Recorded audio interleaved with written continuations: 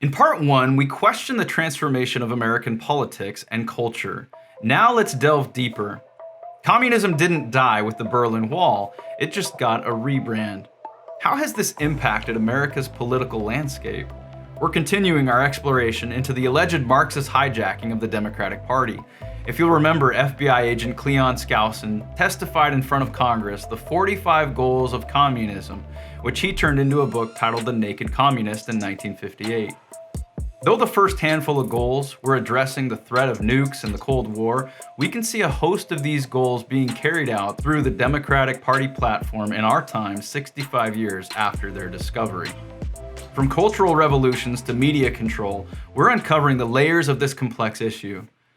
Betty Friedan's The Feminine Mystique is often celebrated as a feminist manifesto, but what's less discussed is her radical past being heavily influenced and involved in Marxism and socialism groups. The implications of her ideology on women particularly, and the traditional family are still wreaking havoc today. What started as a movement of equality between the sexes turned into a war against both women and men. Women sought fair treatment, which digressed into seeing themselves as men in the workplace, which spiraled to the place of superiority over men, to replacing men altogether. There's a great number of young women today who believe they don't need a man, as in society would be better if men never existed. You do actually need men to survive, and here's why. Everything that you see around you was built and created and maintained by men. Okay. Everything. The infrastructure in this country, in every single country in the world, is built, created, and maintained by good, honest, hardworking men that just want to provide for their family. Okay. Everything. The roads you drive on, the buildings you live in, the restaurant, everything. The dirty work. If all men were to disappear, it would be chaos. This, of course, has drastic consequences when it comes to actually needing a man, but I digress. We have equal value but different roles. Women can give birth, they're very nurturing. Men are protectors. Recently, GQ posted their Men of the Year for 2023, and Kim Kardashian is one of them. When women are better at being men and men are better at being women, and don't forget Kim's stepdad, who was on the cover of Vanity Fair, there is something terribly wrong in our society. Again, goal number 16. Use technical decisions of the courts to weaken basic American institutions by claiming their activities violate civil rights. Also, goal number 26, present homosexuality, degeneracy, and promiscuity as normal, natural, and healthy. Combine that with goal number 40, discredit the family as an institution, encourage promiscuity, and easy divorce. Also, goal number 41, emphasize the need to raise children away from the negative influence of their parents, attribute prejudices, mental blocks, and retarding of children to suppress influence of parents. The traditional family is the bedrock of a stable society, yet there's a concerted effort to redefine marriage and family itself. The Frankfurt School theorists such as Erich Fromm examined the role of the family in perpetuating what he called capitalistic authoritarian principles and the ways in which the family structure contributed to social conformity. His project to dismantle the American family is almost complete. The evidence? Look at the legal battles, the media narratives, and the educational curricula. We've gone from traditional marriage being the norm to gay marriage being a civil right. It's not. To men using women's restrooms. You know, President Biden claimed that transgender equality is the civil rights of our day? We're so confused about gender roles and sexuality that even the LGBTQ fight among themselves in strange theological discussions, where the homosexuals say God made me this way and the transgenders proclaim that God got the plumbing wrong. Goal number 27. Infiltrate the churches and replace revealed religion with social religion. Discredit the Bible and emphasize the need for intellectual maturity, which does not need a religious crutch. Again, goal number 26. Present homosexuality, degeneracy, and promiscuity as normal, natural, and healthy. Woke churches are popping up everywhere, from racist CRT, BLM churches to LGBTQ affirming churches. You have to offend white people with this topic to get their attention. No white person really thinks they're a racist, and they don't even think they're prejudiced. We don't. And issues of reparations, all those things, it's like, well, that wasn't us, and that wasn't you, and why are we even talking about it? Woke churches that have replaced Christianity with the social justice gospel are growing at an alarming rate. Check out John Harris and his Conversations That Matter YouTube channel. He's done some amazing work on this subject. Subscribe to his channel and get his book, Christianity and Social Justice. Progressive churches is another track the socialists are infiltrating. Justice for the progressive church is defined as equality of outcome, not opportunity.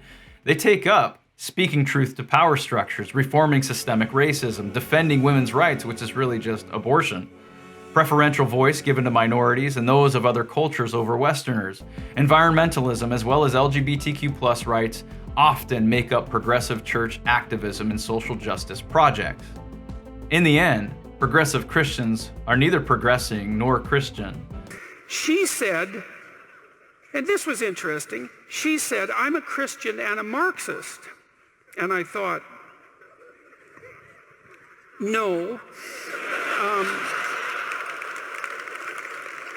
You don't know anything about Christianity or Marxism. And there's also been a concerted effort to push LGBTQ affirming theology into evangelical churches. The Reformation Project has been seeking to reform the church with regard to accepting and promoting of LGBTQ communities. It seeks to help pastors move their non-affirming congregations towards LGBTQ inclusion.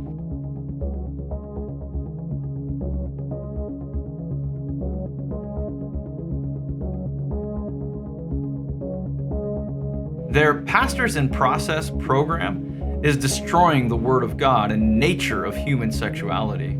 Prominent and influential pastor Andy Stanley, son of the late Charles Stanley, recently held what he called the Unconditional Conference, where he sought to train parents of LGBTQ children on how to navigate that difficulty. Virtually every speaker, facilitator, every book, every story told, every resource, website, every piece of media came with the belief that homosexuality and transgender ideology are morally permissible in spite of what the scriptures clearly teach. Two of the conference's most prominent speakers are gay-affirming same-sex married men. No pushback, no scriptures, except when they were referencing the quote-unquote clobber passages. Derek Webb, the lead singer for Caedmon's Call, a Christian band, accompanied the Dove Music Awards, basically the Christian Grammys, with drag queen Flamy Grant, a play on Amy Grant, who surprisingly is also same-sex affirming, recently hosting a gay wedding at her house. Webb wore a woman's frock. The Dove Awards let them both in, and now the only thing you hear about the Dove Awards is the spectacle of men wearing dresses at a Christian Artist Awards ceremony. The Arcus Foundation. John Stryker, the gay son who inherited his father's multi-billion-dollar medical supply company, is using much of his funds to promote the LGBTQ agenda. One of the things Stryker wanted to do with Daddy's money was push for LGBTQ rights.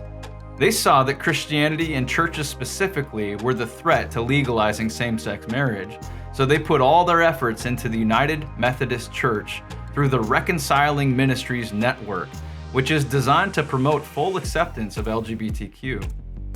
Recently, we've seen a massive schism within the UMC, with this at the head. Goal number 20, infiltrate the press, get control of book reviews, assignments, editorial writing, and policy-making positions. Goal number 21, gain control of key positions in radio, TV, and pictures.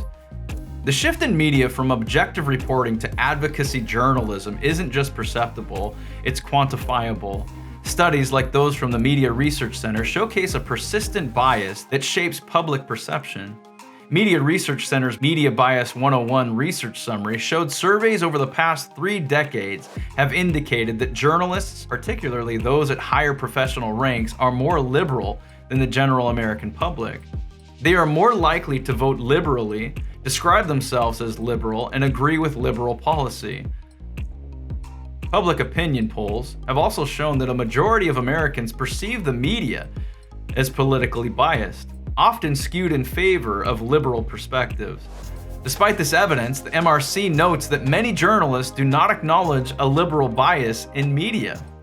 In this second installment, we've explored various dimensions of how Marxist ideology is influencing contemporary American politics and culture. The shifts in family values, religious dynamics, and media bias paint a picture of a society all but overrun.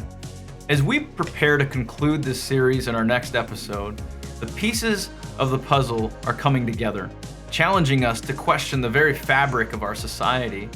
Stay tuned as we bring all these threads together, looking at the broader implications for our nation and the future of our democracy.